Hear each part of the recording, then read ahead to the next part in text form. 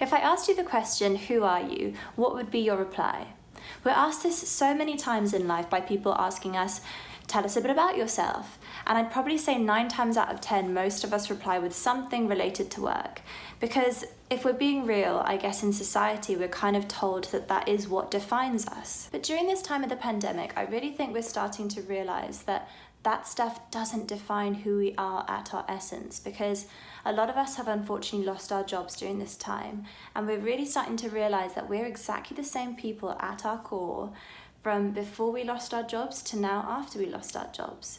But so why is it that we base so much of our validation on these things? Or maybe for you it's not that. Maybe it's how much you earn, or what car you drive, or who you know, or where you live.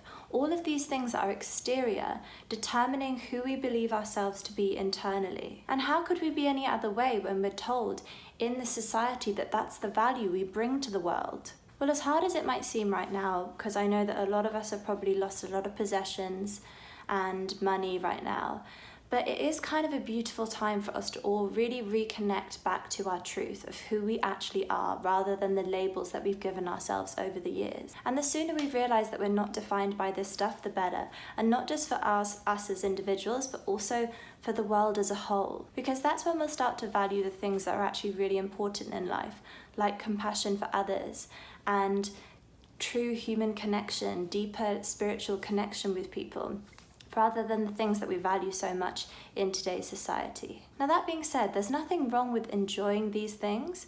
I just think in today's society, the amount of importance and validation that we get from these things isn't beneficial for ourselves or anyone. It's about owning these things without allowing them to own us. So I invite you to use this time to ask yourself, who am I really?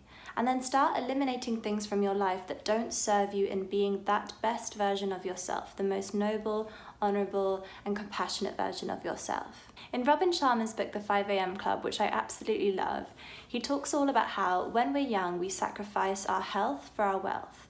But when we get older and wiser, then we realise how unimportant that stuff is, and we would sacrifice all of our wealth for just one extra day of health. And I love the quote that he uses to describe this, and he says, "You never want to be the richest person in the graveyard." Now I'm going to leave you guys with that quote of gold, and I hope this has been a helpful video, and I hope you've all enjoyed it. And if you have, please like the video and subscribe to my channel, and I'll see you all soon.